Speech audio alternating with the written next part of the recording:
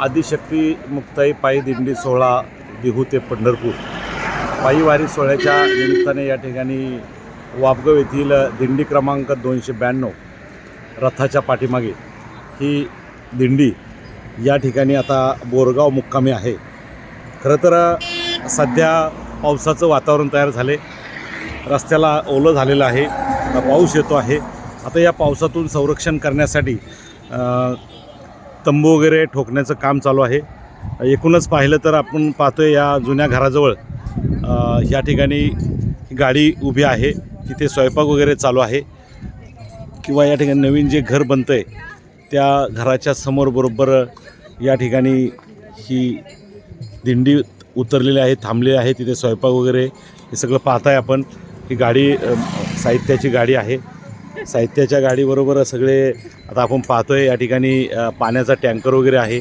ही सगळी सुविधा पुरवत असताना प्रत्येक ठिकाणी नव्यानं जावं लागतं आणि त्या ठिकाणी गेल्यानंतर तिथली समस्या असते म्हणजे निवासाची। आता तो निवास कसा करायचा, काय पाऊस चालू असताना त्याला तंबूची जोड असते आणि हे तंबू वगैरे ठोकण्याचं काम चालू आहे। आपण पाहू शकता या ठिकाणी पावसामध्ये संरक्षण व्हावं, ऊन वारा पावसात संरक्षण व्हावं म्हणून या ठिकाणी हे तंबू ठोकण्याचं काम चालू आहे। तंबू हा अशा प्रकारचे असतो, इथे 3 बाजूला असे मोठे मोठे असे गज ठोकलेले असतात, त्याला खुटी म्हणतात। तर त्या खुट्या ठोकून हे तंबूचं काम झालेलं आहे। आपण पाहू शकता तंबूला इथे पॅक असं बांधलं जातं पावसाचं पासून बचाव होण्यासाठी, वाऱ्यापासून। एकूणच असे वेगवेगळे तंबू साधारणतः हे एक 10 तंबू या ठिकाणी आहेत। या तंबूमध्ये आजीबाई विसावलेले आहेत, बसलेले आहेत। खरं तर ही सुविधा आपली आपण करायची असते। या ठिकाणी बाबा बसलेले आहेत, खरं तर आज त्यांची पंगत सेवा आहे, ते बाबा या ठिकाणी बसलेले आहेत। निश्चित ते देखील आता या तंबूमध्ये बसलेले आहेत। इथे रात्री विश्रांती करायची आणि सकाळी पुन्हा एकदा पहाटे निघायचं अशी पद्धत असते, प्रथा आहे। आता अजूनही काही तंबू ठोकायचं काम चालू आहे। या ठिकाणी तंबू ठोकलेलं आहे, अजूनही एक मटेरियल तंबूचं आलेलं दिसतंय। इथे मला एक सांगा, तुम्ही हे तंबूचं ठोकण्याचं काम करताय, किती तंबू आपल्या दिंडीमध्ये आहेत? 10-15 तंबू आहेत। मग ते पावसाच्या उन्हाच्या बचावासाठी हे सगळं तुम्ही करताय। किती दिवसापासून तुम्ही या म्हणजे दिंडीमध्ये आहात, किती वर्षापासून? 5-6 वर्ष येत आहे। एकंदरीत हे सगळं नियोजन बरोबर वेळेत साधतं तुमचं? यामध्ये काही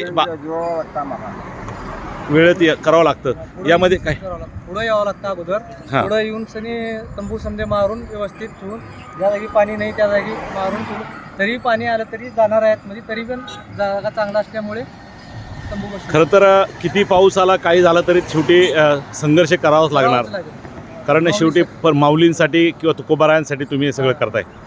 निश्चित आपण पाहतोय या हायवेवर या ठिकाणी हे लोक येत आहेत, जात आहेत आणि जात येत असताना खऱ्या अर्थानं एका बाजूला आता ही राहुटीसारखे तंबू ठोकलेले आहेत। तब्बल 10-12 तंबू या ठिकाणी दिसत आहेत आपल्याला। आता या तंबूमध्ये सगळी दिंडी विसावणार आहे, दिवस रात्र इथे थांबून उद्या दुसऱ्या गावाला जाणार आहेत। आपण पाहतोय की या ठिकाणी तंबू 22 ते 30 माणसं झोपतात, इकडे 15 इकडे 15, यामध्ये 15 इकडे 15 इकडे, म्हणजे एका वेळेस साधारणतः 20-25 लोकांची सोय होते आणि मग ते प्रत्येकाच्या साधारणतः 10 याच्यामध्ये 250 लोक झोपू शकतात। 250 लोकांची व्यवस्था होते। मग हे तुम्हाला हे भिजल्यानंतर न सुकता असंच तुम्ही गुंडाळून नेणार का सकाळी? थोडंसं वारं गेलं की हडकली की नंतर याच्याला सेपरेट गाडी आहे, पुढे नेऊन मारलं की हडकतात, अजून परत सेपरेट गाडी आहे आणि मग ती गाडीमध्ये टाकायचं, परत दुसऱ्या गावाला जायचं। मग सकाळी लवकर निघावं लागत असतं तुम्हाला? उठून एक गोळा करून गाडीमध्ये टाकायचं, नंतर तिसरी पुढे जाऊन सनी नियोजन ज्या जागी चांगल्या भागात तिसरी गाडीवाली एकूणच हे सगळं नित्यक्रमानं करावं लागतं वेळच्या वेळ। सकाळी हे मारतात अगोदर, मग सकाळी उठलं नाही आम्ही 4 वाजता की सर्व गोळा करून आतमध्ये गाडीमध्ये टाकून दिले की पुढे जातात। खरोखरच आपण ऐकलंय हे कष्टाचं काम आहे आणि या कष्टाच्या कामामध्ये हे सगळं घडत असताना खरं तर या ठिकाणी सगळे वारकरी विसावलेले आहेत।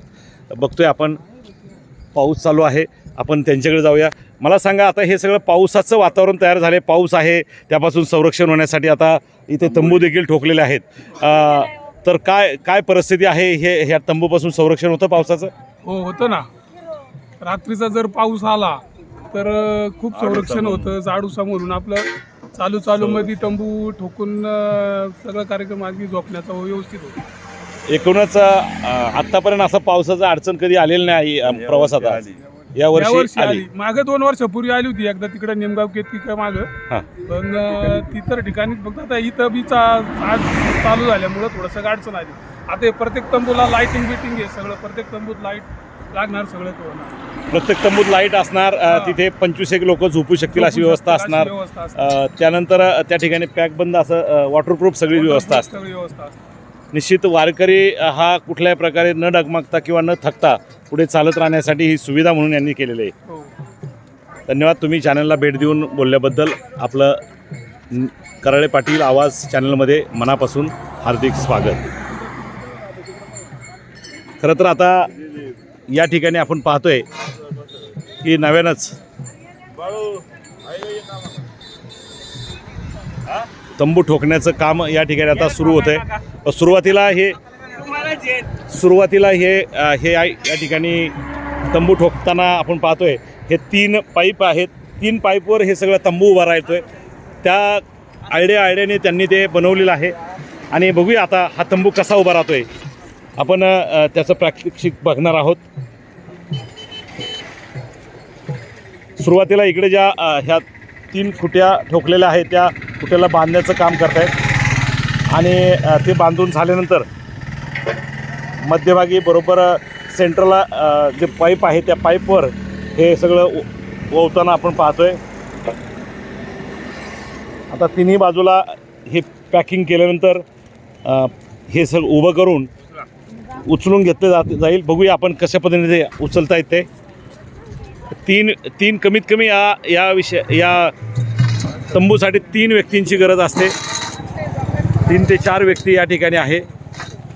हे पाहत आहे की खऱ्या अर्थानं हे आता उभं राहिलेलं आहे.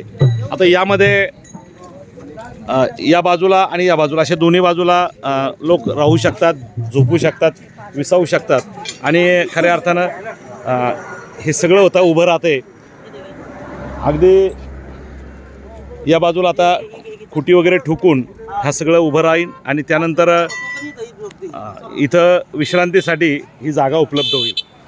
जिथे जाईल त्या पद्धतीने तिथं राहायचं आणि पुढे चालायचं ही पद्धती आपल्या दिंडी सोहळ्यामध्ये नेहमी येत आहे. आणि खरंच हा सोहळा न थकता पुढे जातो कसा यातलं उदाहरण म्हणजे ही परिस्थिती. या परिस्थितीतून आपल्याला आता पुढे जावं लागतं आहे. खरं तर शासनाच्या वतीनं सगळ्या गोष्टीची मदत होते. परंतु आता ही स्वतः करणारी ही परिस्थिती आपण पाहतोय. स्वतःनी पुढे यायचं आणि ते सगळं उभं करायचं यातलंच एक उदाहरण म्हणून आपण या तंबूकडे पाहतोय. खाली सिमेंटचा रस्ता असल्यामुळं त्या खुटी देखील ठोकतले जात नाहीत. खुट्या वागतायत. आणि